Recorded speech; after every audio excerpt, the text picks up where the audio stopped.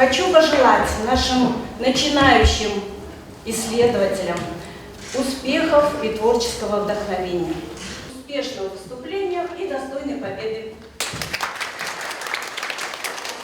Здравствуйте, уважаемые гости, а также дорогие преподаватели и студенты. Мы рады приветствовать вас на конкурсе студенческих работ «Язык и культура 21 века», посвященный Международному дню китайского языка. Но тем не менее, с каждым годом изучающих китайский язык становится все больше. Изучение китайского языка позволит развивать творческие способности, воспитать характер, а также путешествовать и знакомиться с древней культурой Поднебесной.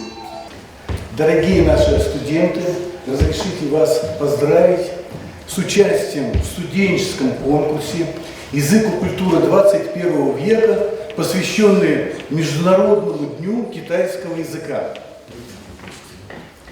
Если вы не возражаете, мы от вашего имени вручим.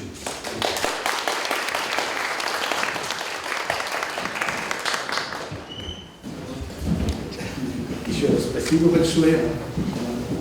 Спасибо.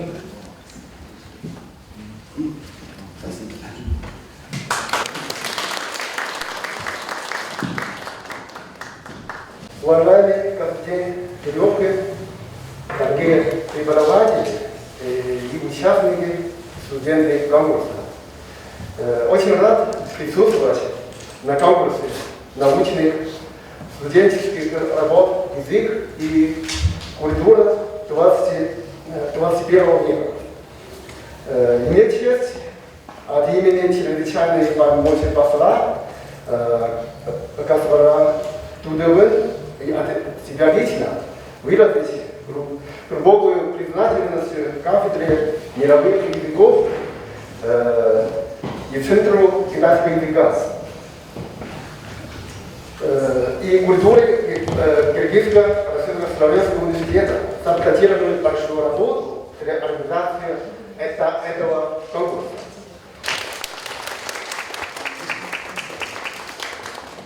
Уважаемые господа, уважаемые товарищи, мы рады приветствовать китайскую делегацию в нашем Кыргызско-Российском славянском университете. Событие для нашего университета – это значимо и знаковое событие.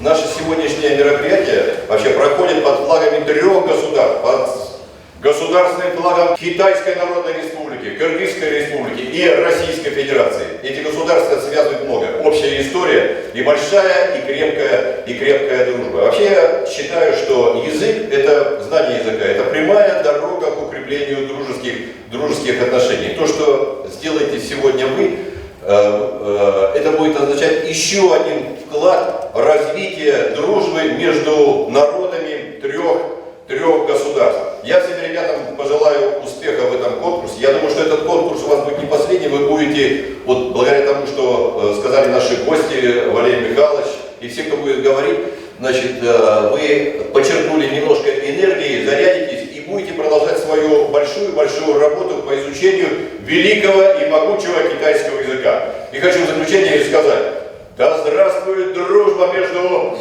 Китаем, Кыргызстаном и Россией!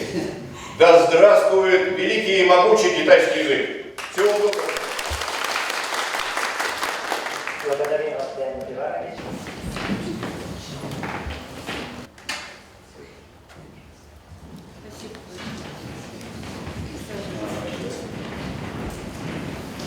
Курса моя тема — роль экстенсивного чтения в процессе изучения китайского языка, или 官方阅读或者放读在学习汉语过程中的作用。Как известно, существует 2 стратегии чтения. Это экстенсивное и интенсивное чтение. Очень отрано приехать в университет и принимать участие в конкурсе «Китайский язык и китайская культура 21 века».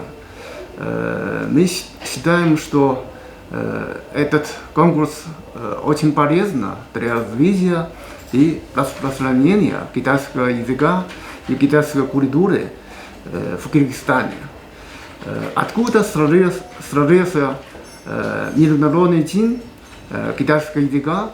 Это именно 12 лет назад в ООН была объявлена запуск Международный день языков.